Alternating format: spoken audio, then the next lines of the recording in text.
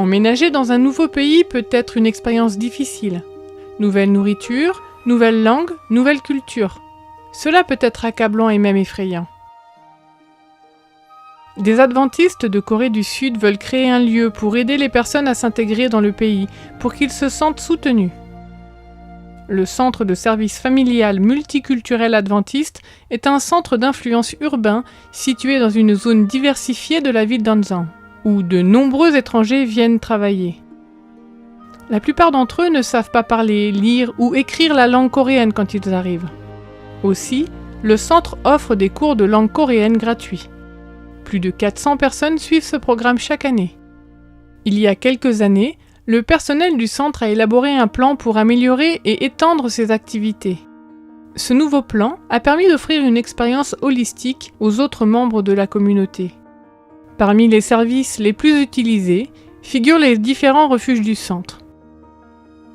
Il s'agit notamment d'un refuge d'urgence pour les personnes sans revenus ni logement et de refuges collectifs pour les parents isolés. Les familles qui séjournent dans les refuges se voient offrir des repas gratuits ainsi que la sécurité. Plusieurs des étrangers ne savent pas comment fonctionne le système de santé. Aussi, le centre pourvoit à des soins dentaires gratuits une fois par semaine et des soins de médecine générale une fois par mois. En plus, les touristes ont accès aux services de conseil. Grâce à la présence du centre dans la communauté, un certain nombre de nouvelles congrégations se sont formées dans une variété de langues. Des groupes se réunissent et pratiquent leur culte en russe, cambodgien, anglais, urdu, chinois et coréen. Ils ont été bénis avec une augmentation de 30 baptêmes en une seule année. Le centre met l'accent sur les enfants et les jeunes. Tout d'abord, un jardin d'enfants a été créé.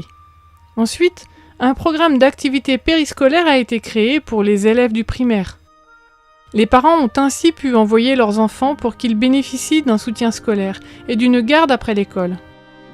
Pour les parents qui devaient travailler tard, le centre a mis en place un programme de protection nocturne où les enfants étaient surveillés jusqu'à 9h du soir. L'académie scolaire coréo-russe pour les élèves du primaire et du secondaire est particulièrement populaire. Plus de 60 élèves y sont inscrits. Le personnel du centre entrevoit de nouvelles et passionnantes possibilités de contact avec les familles, mais ils ont besoin de votre aide. Ce trimestre, une partie de la 13e offrande de sabbat permettra de fournir d'autres services de soins aux enfants immigrés à Ansan, en Corée du Sud. Veuillez considérer ce que vous pouvez donner pour cette opportunité. Merci pour votre soutien par l'offrande du 13e sabbat.